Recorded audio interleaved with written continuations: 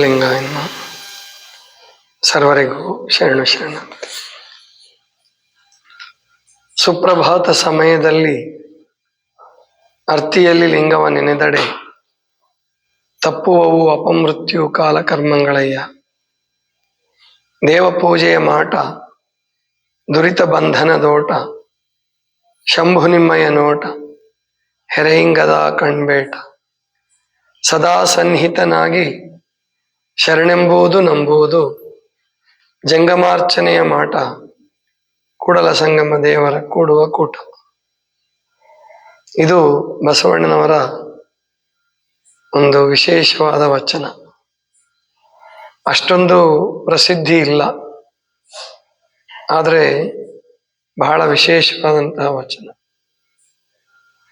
ಸುಪ್ರಭಾತ ಅನ್ನುವಂತಹ ಶಬ್ದನೇ ಬಹಳ ಅಮೂಲ್ಯವಾದಂತಹ ಶಬ್ದ. ಪ್ರಭಾತ ಅಂದ್ರೆ ಬೆಳಗ್ಗೆ, ಸುಪ್ರಭಾತ.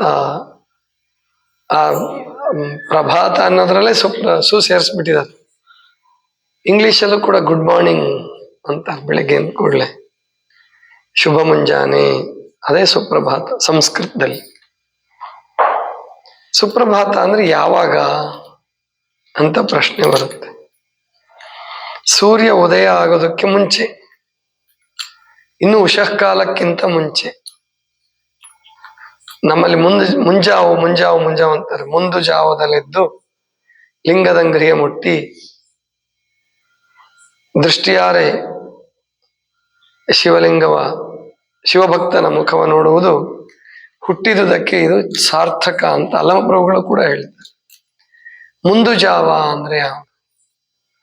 ಬೆಳಗಾಗೋದು 6 ಗಂಟೆಗೆ ಅಂತ ಇಟ್ಕೊಂಡ್ರೆ ಒಂದು ಜಾವ ಮುಂಚೆ ಎದ್ದೇಳೋದು. ಒಂದು ಜಾವ ಅಂದ್ರೆ 3 ಗಂಟೆ. 3 ಗಂಟೆಗೆ, ಬೆಳಗ್ಗೆ 3 ಗಂಟೆಗೆ ಎದ್ದೇಳೋದು, ಅದು ಮುಂದು ಜಾವ. ಒಂದು ಜಾವ ಅಂದ್ರೆ 3 ಗಂಟೆ. ಅಂಥದ್ದು 8 ಜಾವಗಳು ಒಂದು ದಿವಸಕ್ಕೆ. ಹಗಲು 4 ಜಾವ, ಇರುಳು 4 ಜಾವ. ಮುಂದು ಜಾವ, ಮುಂಜಾವು. ಈ ಮುಂಜಾವು ಅಂದ ಕೂಡಲೇ ಬೆಳಗ್ಗೆ ಮುಂಜಾವು ಹೋಗಿ ಮುಂಜಾನೆ ಆಗಿದೆ. ಆ ಮುಂಜಾನೆ ಎದ್ದೇಳೋದಿದೆಯಲ್ಲ, ಅದು ಎಲ್ಲಾ ದೃಷ್ಟಿಯಿಂದನೂ ಒಳ್ಳೆಯದು. ವಿಜ್ಞಾನ ಕೂಡ ಅದನ್ನು ಇವಾಗ ಸಮರ್ಥಿಸ್ತಾ ಇದೆ. ಎಲ್ಲರ ಅನುಭವ ಇತ್ತು ಬೆಳಗ್ಗೆ ಬೇಗ ಎದ್ದೇಳೋದು ಒಳ್ಳೆಯದು ಅಂತ. ಆದ್ರೆ ಸೃಷ್ಟಿ ಕ್ರಿಯೆ ಹೇಗಿದೆ ಅಂದ್ರೆ, ಬೆಳಿಗ್ಗೆ ಹೊತ್ತು ಚೆನ್ನಾಗಿ ನಿದ್ದೆ ಬರಕ್ ಶುರು ಆಗ್ಬಿಡುತ್ತೆ. ನೋಡಿರ್ಬೇಕಾರೆ ಈ ವಯಸ್ಸಾದವರು, ಕಾಯಿಲೆ ರೋಗಿಗಳು ಇರ್ತಾರಲ್ಲ, ರಾತ್ರಿ ಎಲ್ಲ ಕೆಮ್ತಿರ್ತಾರೆ. ಬೆಳಿಗ್ಗೆ ಎದ್ದ ಕೂಡಲೇ ಏನು ಹೋಗೇ ಬಿಟ್ಟಿದೇನೋ ಜೀವನ ಮಲಗಿರ್ತಾರೆ, ಹೋಗಿರಲ್ಲ. ಅಂದ್ರೆ ಅಷ್ಟು ಸಕ್ಕರೆ ನಿದ್ದೆ ಅಂತ ಕರೀತಾರದು ಬೆಳಗ್ಗೆ. 3 ಗಂಟೆಯಿಂದ 6 ಗಂಟೆ, 7 ಗಂಟೆ, 8 ಗಂಟೆ ಒಳ್ಳೆ. ಅದೇನು ನಿದ್ದೆನು ಪೂರ್ಣ ಬಂದಿರಲ್ಲ ಅವ್ರಿಗೆ, ಎದ್ದೇಳಕ್ ಆಗ್ತಾ ಇರಲ್ಲ ಅಷ್ಟೇ. ಎದ್ದೇಳ್ತಾರೆ ಹಂಗೆ ಮಲ್ಕೊಂತಾರೆ, ಎದ್ದೇಳ್ತಾರೆ ಹಂಗೆ ಮಲ್ಕೊಂತಾರೆ. ಅದಕ್ಕೆ ಬೆಳಗ್ಗೆ ಬೇಗ ಹೇಳೋದು ಆರೋಗ್ಯ ದೃಷ್ಟಿಯಿಂದ ಒಳ್ಳೆಯದು.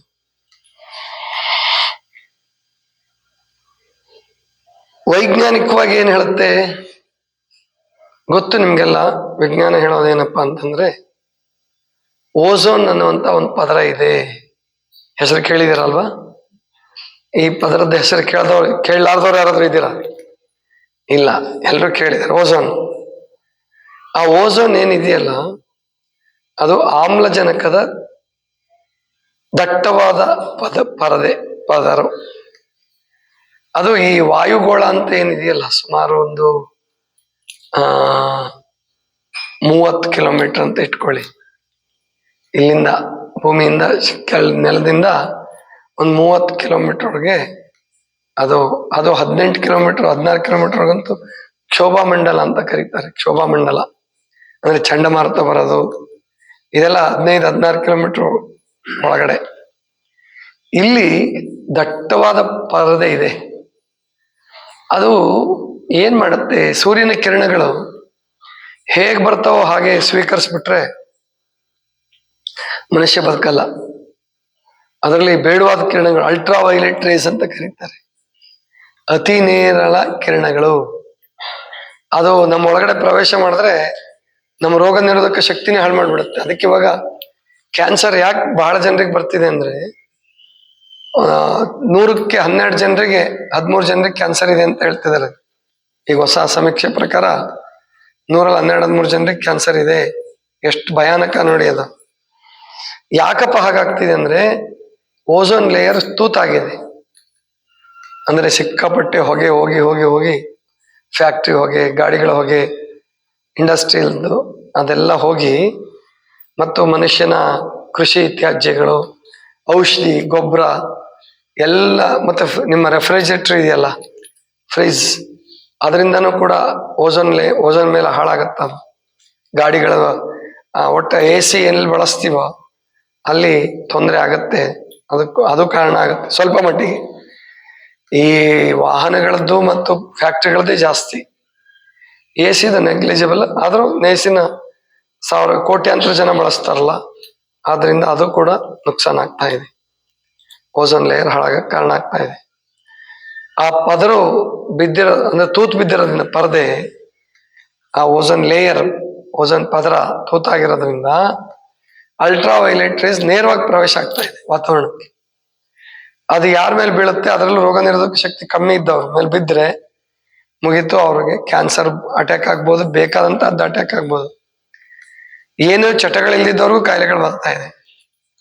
ಆದ್ರಿಂದ ನಾವು ಈ ಓಝೋನ್ ಲೇಯರ್ನ ಅರ್ಥ ಮಾಡಿಕೊಂಡು ಅದನ್ನ ನಾವು ಹೆಚ್ಚು ಮಾಡೋದು ಹೆಂಗೆ ಅಂದ್ರೆ, ಕಾಡು ಬೆಳೆಸಿದ್ರೆ, ವಾಹನಗಳು ಕಮ್ಮಿ ಆದಾಗ, ಲಾಕ್ಡೌನ್ ಆಗಿತ್ತಲ್ಲ, ಲಾಕ್ಡೌನ್ ಆದಾಗ ಇಡೀ ಭೂಮಂಡಲದ ವಾತಾವರಣನೇ ಚೆನ್ನಾಗೋಗ್ಬಿಟ್ಟಿತ್ತು.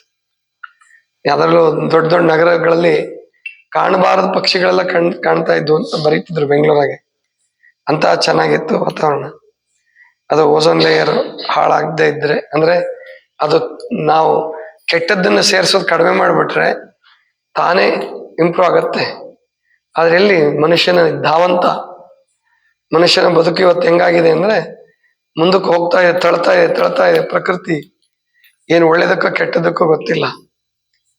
ಅವನು ಪದರನ್ನ ಹಾಳು ಮಾಡಿದಾನೆ. ಆದ್ರಿಂದ ಅಲ್ಟ್ರಾ ವೈಲೆಟ್ ರೇಸ್ ಜಾಸ್ತಿ ಆಗ್ತದೆ. ಇದೇನಾಗತ್ತಪ್ಪ ಈ ಓಝೋನ್ ಲೇಯರ್ ಅಂದ್ರೆ, ಬಿಸಿ ಆದಂಗೆಲ್ಲ ಮೇಲಕ್ಕೆ ಹೋಗುತ್ತೆ, ತಂಪಾದಂಗೆಲ್ಲ ಕೆಳಗಡೆ ಇಳಿಯುತ್ತೆ. ಈಗ 6:15 ಗಂಟೆಗೆ ಸೂರ್ಯ ಮುಳುಗಿದ್ರೆ, 6 ಗಂಟೆಗೆ ಸೂರ್ಯ ಮುಳುಗಿದ್ರೆ ಬೆಳಿಗ್ಗೆ 3 ಗಂಟೆ ತನಕ ತಂಪಾಗತ್ತಲ್ಲ, ತುಂಬಾ ಚೆನ್ನಾಗಿರುತ್ತೆ ವಾತಾವರಣ ಬೆಳಗ್ಗೆ. ಅದು ಕೆಳಗಡೆ ಇಳಿದಿರುತ್ತೆ ಓಝೋನ್ ಲೇಯರ್. ಅದನ್ನ ನಾವು ತಗೊಂಡ್ರೆ ಇಷ್ಟು ಆನಂದ ಆಗತ್ತಲ್ಲ. ನಿಮಗೆ ಬೆಳಗ್ಗೆ ಏನಾರ ಕೆಲಸ ಮಾಡಿ, ನೀವು ಸ್ಪೋರ್ಟ್ಸ್ ಮಾಡಿ, ಸಂಗೀತ ಮಾಡಿ, ಅಥವಾ ಓದ್ಕೊಳ್ಳಿ, ಏನ್ ಮಾಡಿದ್ರು ಸಂತೋಷನೇ ಆಗುತ್ತೆ ಅವಾಗ, ಅಷ್ಟು ಚೆನ್ನಾಗಿರುತ್ತೆ. ಆದ್ರಿಂದ ಈ ಓಝೋನ್ ಲೇಯರ್ ಅದು ಬೆಳಗ್ಗೆ ಹೊತ್ತು ಕೆಳಗಡೆ ಬರೋದ್ರಿಂದ ಗಾಳಿ ಶುದ್ಧವಾಗಿರುತ್ತೆ. ಅದು ನಮ್ಮ ಉಸಿರಾಟ ಮಾಡಿದ್ರೆ, ಧ್ಯಾನ ಮಾಡಿದ್ರೆ, ಪ್ರಾಣಾಯಾಮ ಮಾಡಿದ್ರೆ ನಮ್ಮನ್ನ ಬಹಳ ಮುಂದಕ್ಕೆ ಆಧ್ಯಾತ್ಮಿಕವಾಗಿ ಮುಂದಕ್ಕೆ ಕರ್ಕೊಂಡು ಹೋಗುತ್ತೆ. ಅದು ಸೂರ್ಯ ಉದಯ ಆದ್ಮೇಲೆ ಬಿಸಿ ಆಗ್ತಾ ಬರುತ್ತಲ್ಲ ಗಾಳಿ, ಬಿಸಿ ಆದಂಗ ಅದು ಮೇಲಕ್ಕೆ ಹೋಗ್ತಾ ಗಾಳಿ, ಬಿಸಿ ಗಾಳಿ ಯಾವಾಗ್ಲೂ ಮೇಲಕ್ಕೆ ಹೋಗುತ್ತೆ, ತಂಪು ಗಾಳಿ ಕೆಳಗಡೆ ಬರುತ್ತೆ, ಶುದ್ಧವಾದ ಗಾಳಿ ಕೆಳಗಡೆ ಇರುತ್ತೆ. ಆದ್ರಿಂದ ಆ ಸುಪ್ರಭಾತ ಸಮಯದಲ್ಲಿ ಅರ್ತಿಯಲ್ಲಿ ಲಿಂಗವನ್ನೆನೆದಡೆ, ಪ್ರೀತಿಯಿಂದ ಲಿಂಗವನ್ನು ಸ್ಮರಣೆ ಮಾಡಿದ್ದೆ ಆದ್ರೆ ತಪ್ಪುವವು ಅಪಮೃತ್ಯು ಕಾಲಕರ್ಮಗಳಯ್ಯ. ದೇವ ಪೂಜೆಯ ಮಾಟ, ದುರಿತ ಬಂಧನ ದೋಟ. ದೇವ ಪೂಜೆಯನ್ನು ಮಾಡೋದ್ರಿಂದ ಬೆಳಿಗ್ಗೆ ಎದ್ದು ಅಲ್ಲಿ ಹೋಗಿ ಹೇಳ್ಬಾ, ಅವನಿಗೆ ದೂರ ಕರ್ಕೊಂಡು ಹೋಗಂತ ಹೇಳು. ಅಲ್ಲಿ ಏನು ದೇವ ಪೂಜೆ ಮಾಡೋದ್ರಿಂದ ದುರಿತಗಳ ಬಂಧನ ಬಿಟ್ಟು ಹೋಗುತ್ತೆ. ದುರಿತಗಳು ಅಂದ್ರೆ ತೊಂದರೆಗಳು, ತ್ರಾಸುಗಳು, ಕಂಟಕಗಳು, ನೋವುಗಳು, ಇವು ಪರಮಾತ್ಮನನ್ನ ಅರ್ತಿಯಿಂದ ನೆನೆಯೋದು, ಪೂಜೆ ಮಾಡೋದ್ರಿಂದ ದುರಿತ ಬಂಧನಗಳು ತಪ್ತವೆ. ದುರಿತ ಬಂಧನ ದೋಟ. ಶಂಭು ನಿಮ್ಮಯ ನೋಟ, ಹೆರೆಹಿಂಗದ ಕಣ್ಬೇಟ. ಅಂದ್ರೆ ಪರಮಾತ್ಮನ ಲಿಂಗವನ್ನ, ಇಷ್ಟಲಿಂಗವನ್ನ ಪೂಜೆ ಮಾಡ್ತಾ ಮಾಡ್ತಾ ದೃಷ್ಟಿ ತಪ್ಪದೆ ಯವೈಕ್ಕೆ ನೋಡೋದಂತಿರಲ್ಲ, ಹಾಗೆ ಇಷ್ಟಲಿಂಗವನ್ನ ನೋಡ್ತಾ ಇದ್ರೆ ಹೆರೆಹಿಂಗದ ಕಣ್ಬೇಟ, ಸದಾ ಸನ್ನಿಹಿತನಾಗಿ ಶರಣೆಂಬುದು ನಂಬುವುದು, ಜಂಗಮಾರ್ಚನೆಯ ಮಾಟ, ಕೂಡಲ ಸಂಗಮ ದೇವರ ಕೂಡುವ ಕೂಟ. ಅಂದ್ರೆ ಮೊದಲು ಲಿಂಗ ಪೂಜೆ ಮಾಡ್ಕೊಳ್ಳೋದು, ಆಮೇಲೆ ಜಂಗಮಾರ್ಚನೆ. ಜಂಗಮಾರ್ಚನೆ ಅಂತಂದ್ರೆ ಕಾಯಕ ಮಾಡುವಂಥದ್ದು, ಸಮಾಜ ಸೇವೆ ಮಾಡುವಂಥದ್ದು, ನಮ್ಮ ಜೀವನಕ್ಕಾಗಿ, ದೇಶದ ಉದ್ಧಾರಕ್ಕಾಗಿ ಏನ್ ನಾವು ಕಾಯಕ ಮಾಡ್ತೀವಲ್ಲ ಅದು ಜಂಗಮಾರ್ಚನೆ ಅಂತ ಕರೀತಾರೆ. ಜಂಗಮಾರ್ಚನೆಯ ಮಾಟ ಕೂಡಲ ಸಂಗಮ ದೇವರ ಕೂಡುವ ಕೂಟ ಅನ್ನುವಂತ. ದೂರ ಹೋಗ್ರಿ, ನಿಮಗ್ ಮತ್ತೆ ಹೇಳ್ಬೇಕಾ? ಮೊದಲು ಫೋನ್ ತರಬೇಡಿ ಅಂತಾನೆ ಹೇಳಿರ್ತೀವಿ, ಇಲ್ಲೇ ಮಾತಾಡ್ತೀರ. ದೂರ ಹೋಗ್ರಿ ಆ ಕಡೆ, ಇನ್ನು ದೂರ ಹೋಗ್ರಿ. ಶ್ರೀಕಾಂತ್ ತಿಳಿಯಂಗಿಲ್ಲ ನಮಗೆ, ಏನ್ ಮನುಷ್ಯರಿದ್ದೀರಿ? ಹೀಗೆ ಈ ಸಮಾಜ ಸೇವೆ, ಸಮಾಜವನ್ನ ಅರ್ಚಿಸ್ತಕ್ಕಂಥದ್ದು ಅರ್ಚನೆ ಅಂತ ಬಳಸ್ತಾರೆ. ಜಂಗಮಾರ್ಚನೆಯ ಮಾಟ ಕೂಡಲ ಸಂಗಮ ದೇವರ ಕೂಡುವ ಕೂಟ. ಅಂದ್ರೆ ಜಂಗಮವನ್ನ ಪೂಜಿಸೋದು ಅಂದ್ರೆ ಏನರ್ಥ? ಸೇವೆ ಮಾಡೋದು ಕೂಡ ಒಂದು ಪೂಜೆನೆ. ಇವತ್ತು ಜಪಾನ್ ಬಗ್ಗೆ ಒಂದು ಲೇಖನ ಬರೆದಿದ್ರು, ಜಪಾನ್ ಬಗ್ಗೆ ಬರಿತಾನೆ ಇದ್ದಾರೆ ವಿಶ್ವವಾಣಿಯಲ್ಲಿ. ಸುಮಾರು ಒಂದು 15 ದಿವಸದ ಮೇಲಾಯ್ತೆ. ನಾವು ಪ್ರತಿ ದಿವಸ ಯಾವ್ದಾದ್ರು ಒಂದು ರೂಪದಲ್ಲಿ ಜಪಾನನ್ನು ಸ್ಮರಿಸ್ತಾರ. ಅಂದ್ರೆ ಯಾವ್ದಾದ್ರು ಒಂದು ಲೇಖನದಲ್ಲಿ ಅದರಲ್ಲಿ ಬರಿತಾ ಇದ್ರು. ಅಲ್ಲಿ ಈ ಪೌರ ಕಾರ್ಮಿಕರು ಅಂತ ಇಲ್ಲ, ಮುನ್ಸಿಪಾಲಿಟಿ ಕಾರ್ಪೊರೇಷನ್ ವರ್ಕರ್ಸ್ ಏನ್ ಬೀದಿ ಗುಡ್ಸಕ್ ಬರ್ತಾರಲ್ಲ, ಅವ್ರ ಆ ವ್ಯವಸ್ಥೆ ಇಲ್ಲ ಅಲ್ಲಿ. ಪ್ರತಿಯೊಬ್ರು ತಮ್ಮ ತಮ್ಮ ಬೀದಿಯನ್ನ ತಾವೇ ಗುಡಿಸ್ಬೇಕು. ಎಷ್ಟೇ ಶ್ರೀಮಂತರಿರ್ಲಿ, ಎಂಥ ದೊಡ್ಡ ಹುದ್ದೆನೆಲ್ಲ ಇರಲಿ, ಅವರೆಲ್ಲರೂ ಕೂಡ ದೇಶ ಪ್ರೇಮದಿಂದ ಅದನ್ನ ಸಣ್ಣ ಹುಡುಗರಲ್ಲೇ ಬೆಳೆಸ್ಬಿಡ್ತಾರ ಅವ್ರು. ನನ್ನ ದೇಶವನ್ನು ನಾನು ಸ್ವಚ್ಛಿಟ್ಕೊಳ್ಬೇಕು, ನನ್ನ ಮನೆಯನ್ನು ನಾನು ಸ್ವಚ್ಛಿಟ್ಕೊಳ್ಬೇಕು, ನನ್ನ ಓಣಿಯನ್ನು ನಾನು ಸ್ವಚ್ಛಿಟ್ಕೊಳ್ಬೇಕು ಅನ್ನೋದನ್ನ ಬೆಳೆಸ್ಬಿಡ್ತಾರೆ. ಹಾಗಾಗಿ ಅದನ್ನ ಎಲ್ಲರೂ ಮಾಡೋದ್ರಿಂದ ಅಲ್ಲಿ ಪ್ರತಿಯೊಂದು ಓಣಿ, ಪ್ರತಿಯೊಂದು ರಸ್ತೆ ಅತ್ಯಂತ ಶುದ್ಧವಾಗಿ, ಶುಚಿಯಾಗಿ ಇರೋದನ್ನ ಕಾಣ್ತೀವಿ ಅಂತ ಬರಿತಾ ಇದ್ರು. ನಮ್ಮಲ್ಲಿ ಎಷ್ಟೆಲ್ಲ ಜಾಗೃತಿ ಮೂಡಿಸಿದ್ರು, ರೇಡಿಯೋನಲ್ಲಿ ಹೇಳಲಿ, ಟಿವಿನಲ್ಲಿ ಹೇಳಲಿ, ಈಗಂತೂ ದೊಡ್ಡದಾಗಿ ಸೌಂಡ್ ಕೊಟ್ಕೊಂಡು ಬೆಳಿಗ್ಗೆ ಎಲ್ಲಾ ಗಾಡಿಗಳು ಎಲ್ಲ ಊರಲ್ಲೂ ಬರ್ತಿದಾವೆ ಇವಾಗ. ಅದೊಂದು ಪುಣ್ಯ, ಅಷ್ಟಾದ್ರೂ ಬರ್ತಾ ಇದೆ ಇತ್ತೀಚೆಗೆ. ಅದು ಈಗ ಒಂದು 10-12 ವರ್ಷದಿಂದ ಶುರು ಆಗಿರ್ಬೇಕಷ್ಟೇ. ಅದು 10 ವರ್ಷದಿಂದ ಶುರು ಆಗಿರ್ಬೇಕು. ಮೊದ್ಲು ಅದು ಇಲ್ಲ, ದೊಡ್ಡ ದೊಡ್ಡ ನಗರದಲ್ಲಿ ಬರ್ತಿದ್ವು ಇಲ್ಲೋ ಗೊತ್ತಿಲ್ಲ. ಇವಾಗೆಲ್ಲ ಹೋಬಳಿ ಮಟ್ಟದಿಂದ ಹಿಡ್ಕೊಂಡು ಅಥವಾ ದೊಡ್ಡ ದೊಡ್ಡ ಹಳ್ಳಿಗಳಲ್ಲೂ ಕೂಡ ಶುರುವಾಗಿದೆ. ಅದು ಒಳ್ಳೆ ಲಕ್ಷಣ. ಅದೇನಪ್ಪಾ ಅಂತಂದ್ರೆ ಜಂಗಮಾರ್ಚನೆ ಅಂತಂದ್ರೆ ಯಾವುದು ಅಂತಂದ್ರೆ ನಮ್ಮನ್ನ ನಾವು, ನಮ್ಮ ದೇಶವನ್ನು ನಾವು, ನಮ್ಮ ಪರಿಸರವನ್ನು ನಾವು ಏನು ಸ್ವಚ್ಛವಾಗಿಡ್ತೀವಲ್ಲ ಅದು ಕೂಡ ಜಂಗಮ ಸೇವೆ, ಅದು ಕೂಡ ಜಂಗಮ ಪೂಜೆ. ಅದನ್ನ ನಾವೆಲ್ಲರೂ ಚೆನ್ನಾಗಿ ಇಟ್ಕೊಳ್ಬೇಕು. ಅದು ಪರಮಾತ್ಮನನ್ನ ಕೂಡಿಸ್ತದೆ, ಅದು ಬಹಳ ಮುಖ್ಯ. ಪರಮಾತ್ಮನೊಂದಿಗೆ ನಮ್ಮನ್ನು ಕೂಡಿಸುವ ಶಕ್ತಿ ಇದೆ ಅದು ಕ್ಲೀನ್ಲಿ. ಜಂಗಮ ಸೇವೆಗೆ, ಸಮಾಜ ಸೇವೆಗೆ ಅದನ್ನ ಪ್ರತಿಯೊಬ್ಬರು ಪಾಲಿಸ್ಬೇಕು. ಮೊದಲು ನಿಯಮ ಪಾಲಿಸೋದು ಕಲ್ತ್ಕೊಳ್ಳಿ. ಇಲ್ಲಿ ಯಾರು ಮೊಬೈಲ್ ತರಬೇಡಿ, ಸಾಧ್ಯವಾದಷ್ಟು ಮಟ್ಟಿಗೆ. ತಂದ್ರೂ ಕೂಡ ಸೈಲೆಂಟ್ ಇಟ್ಕೊಳ್ಳಿ. ಆಮೇಲೆ ಇನ್ನೊಂದು 10-15 ನಿಮಿಷ ಬಿಟ್ಟು ಮಾತಾಡಿದ್ರೆ ಏನಾಗತ್ತೆ? ನಿಮ್ಮೊಬ್ಬರಿಂದ ಎಲ್ರಿಗೂ ತೊಂದರೆ ಕೊಡ್ತೀರಾ? ಅದು ಮರ್ತು ಯಾರಾದ್ರೂ ಇಟ್ಕೊಂಡಿದ್ರೆ ದೂರ ಹೋಗ್ಬೇಕು. ನಿಮ್ಮಿಂದ ಬೇರೆಯವ್ರಿಗೆ ತೊಂದರೆ ಆಗ್ಬಾರ್ದು ಅನ್ನೋದನ್ನ ಪ್ರತಿಯೊಬ್ರು ಕಲಿಬೇಕು. ಅದನ್ನ ಯಾವಾಗ ಕಲಿತಕ್ಕಂಥದ್ದು? ಆದ್ರಿಂದ ಅದ್ರ ಕಡೆಗೆ ಹೆಚ್ಚಿನ ಗಮನವನ್ನ ಎಲ್ಲರೂ ಇಟ್ಕೊಳ್ಳಿ. ಅದು ಪರಮಾತ್ಮನ ಸೇವೆಯೇ, ಅದು ಜಂಗಮ ಸೇವೆಯೇ. ಇದಿಷ್ಟು ಇವತ್ತಿನ ಚಿಂತನ. ಸರ್ವರಿಗೂ ಶರಣ ಶರಣ.